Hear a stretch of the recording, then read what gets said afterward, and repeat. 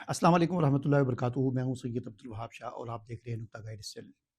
नाज़रीन, कर्ब और परेशानी ये हर इंसान की ज़िंदगी का हिस्सा है और दुनिया में ऐसा कोई इंसान नहीं होता कि जिसको अपनी ज़िंदगी में परेशानियों, मुश्किलात और कर्ब का सामना ना करना पड़े। ये तो हमारी ज़िंदगी का हिस्सा है, लेकिन इन कर्ब और परेशानियों से निजात हासिल करने के लिए जो तरीके इख्तियार किए जाते हैं वो मुख्तलिफ हैं। हर कोई अपने अकीदे, अपने नज़रिए, अपनी सोच के मुताबिक उस कर्ब और परेशानी से निकलने का तरीका इख्तियार करता है। किसी भी आप कर्ब या परेशानी के अंदर मुब्तला हैं, उसके लिए मैं आज आपको एक बहुत ही मुजर्रब और मसनून यानी हुज़ूर नबी करीम सल्लल्लाहु अलैहि वसल्लम का बताया हुआ मसनून वजीफ़ा कह लें, उसे अमल कह लें, उसे दुआ कह लें, जो भी आप उसे कह लें, वो आपको मैं बताने लगा हूँ।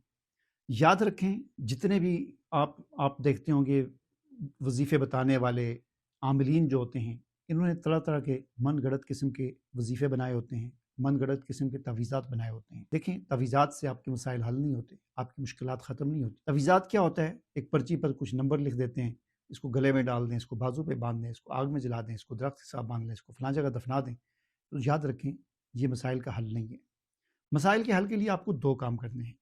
एक काम तो आपने ये करना है कि असबाब के दर्जे में उस मसले के हल के लिए जो तरीक़ाकार है दुनिया के अंदर जैसा होता है, ठीक है, मसलन आपकी दुकान नहीं चल रही तो दुकान को चलाने के लिए बिज़नेस के जो तरीके हैं आप उनको इख्तियार करें। इसी तरह जो भी परेशानी है, जो भी मुश्किल आपकी, उसके लिए जो दुनिया के अंदर जो मारूफ तरीके होते हैं शरीयत के दायरे में रहते हुए, एक तो आप उनको फ़ॉलो करें, उस तरीके को इख्तियार करें। और दूसरा काम आपने ये करना है कि 2 रकात नमाज़ नफ़ल पढ़ने हैं और नफ़ल पढ़ने के बाद ये दुआ जो भी आपको स्क्रीन पर नज़र आएगी, इस दुआ को आपने पढ़ना है।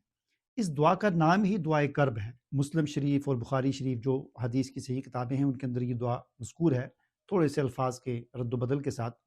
इस दुआ को दुआए कर्ब कहा जाता है, यानी कर्ब की दुआ, परेशानी की दुआ, इज़्तिराब की दुआ। जब इंसान परेशान हाल हो जाए, इज़्तिराब के अंदर चला जाए, कर्ब और परेशानी के अंदर मुब्तला हो जाए, उस वक़्त ये दुआ पढ़े। और दुआ पढ़ने का क्या तरीका है? वैसे भी आप पढ़ सकते हैं, लेकिन उसका एक बेहतर और उम्दा तरीका ये है कि आप 2 रकात नफ़ल हाजत के पढ़ें।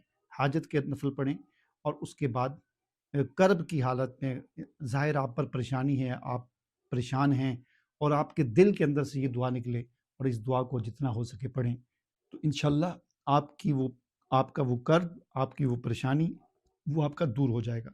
दुआ क्या है? स्क्रीन पर मुलाहिज़ा करें। ये बुखारी शरीफ और मुस्लिम शरीफ की हदीस है, उसमें ये दुआ आती है कि हुज़ूर नबी करीम सल्लल्लाहु अलैहि वसल्लम कर्ब और परेशानी के वक़्त ये दुआ फ़रमाया करते थे। ला इलाहा इल्लल्लाहुल अज़ीमुल हलीम, ला इलाहा इल्लल्लाहु रब्बुल अर्शिल अज़ीम, ला इलाहा इल्लल्लाहु रब्बुस समावाति व रब्बुल अर्ज़ि व रब्बुल अर्शिल करीम। इन कलिमात के साथ इन कलिमात को पढ़ें जितना हो सके। 1 दफ़ा पढ़ें, 2 दफ़ा पढ़ें, 3 दफ़ा पढ़ें, 10 जितना आपके पास वक़्त है या जितना आप दिलजमी के साथ और सुकून के साथ पढ़ सकते हैं पढ़ें। याद रखें, आमिलीन ने तरह तरह के जो वज़ाइफ बनाए होते हैं, उन वज़ाइफ में उन्होंने मन गढ़ंत किस्म की तादाद मुकर्रर की होती है। ये 700 दफ़ा पढ़ें, ये 1.25 बार पढ़ें, ये इतनी दफ़ा पढ़ें, ये उतनी दफ़ा पढ़ें, ऐसे पढ़ें, उस तरह पढ़ें। ये चीज़ें सारी मनगढ़ंत होती हैं, सिवाय उसके कि जो हुज़ूर नबी करीम सल्लल्लाहु अलैहि वसल्लम ने खुद तालीम फरमाई है, उन चीज़ों को हम उस तरह करें। कई दुआएँ ऐसी हैं जिनके बारे में आपने फरमाया कि सुबह 3 दफ़ा पढ़ो, शाम 3 दफ़ा पढ़ो, और किसी में वैसे ही फरमाया कि इसको पढ़ो या ये दुआ मांगो, तो वो तो ठीक है। उसके अलावा जो तज़ादें बनाई होती हैं, ये वैसी तज़ादें होती हैं। और लोगों के चूँकि दीन से नावाक़फ़ियत होती है, तो लोग ये समझते हैं कि शायद ये जो तज़ाद मुझे बताई गई है ना, 726 बार पढ़ना है, इससे अगर मुझसे 725 हो गया तो फिर भी गलत हो जाएगा और 727 हो गया तो फिर भी गलत हो जाएगा। ठीक है? इस चीज़ को अपने ज़हन से निकालें। दीन इस्लाम आसान है। हुज़ूर नबी करीम सल्लल्लाहु अलैहि वसल्लम ने हमें आसान दीन की तालीम दी है। आपने 3 दफ़ा ही अक्सर दुआओं का बताया हुआ है, 1 दफ़ा बताया हुआ है। ये जो 1.25 बार पढ़ें हो तो इतनी बार पढ़ें, ये चीज़ें नहीं होती। हाँ, आपके पास वक़्त है, अपनी सहूलत के साथ, मर्ज़ी के साथ जितना हो सकता है पढ़ें, जितना ज़्यादा पढ़ें अच्छी बात है, अल्लाह का ज़िक्र है, आपको उतना अजर और सवाब मिलेगा, नेकियाँ मिलेंगी। बहरहाल, इस दुआए कर्ब को आप 2 रकात नफ़ल हाजत के पढ़ के उसके बाद पढ़ें, जितना हो सकता है आप पढ़ें, और कोशिश करें कि इसका तर्जुमे का मफ़हूम, इसका जो तर्जुमा है और मफ़हूम आपके ज़हन में हो और उसके मुताबिक आप इसको पढ़ें, और उसके बाद फिर आप अपनी ज़ुबान में, आपकी जो ज़ुबान भी है, आपकी उर्दू है, इंग्लिश है, पश्तो है, फ़ारसी है, पंजाबी है, जो भी है, अपनी ज़ुबान में अल्लाह ताला से अपनी हाजात माँगें, अपनी कर्ब और परेशानी को अल्लाह के सामने रखें कि अल्लाह मेरी ये परेशानी है, मेरी ये मुश्किल है, इसको दूर फरमा। इंशाअल्लाह ये अमल आप करेंगे तो आपकी सारी कर्ब और परेशानियाँ दूर हो जाएँगी। उसमें देर हो सकती है, ये भी हो सकता है 1 दिन लग जाए, اور یہ بھی ہو سکتا ہے 10 دن لگ جائیں اور سال بھی لگ سکتا ہے، لیکن انشاءاللہ دور ہوگی۔ ایوب علیہ السلام پر جو کرب اور پریشانی آئی، اس کو 18 سال لگے دور ہونے میں، ٹھیک ہے نا۔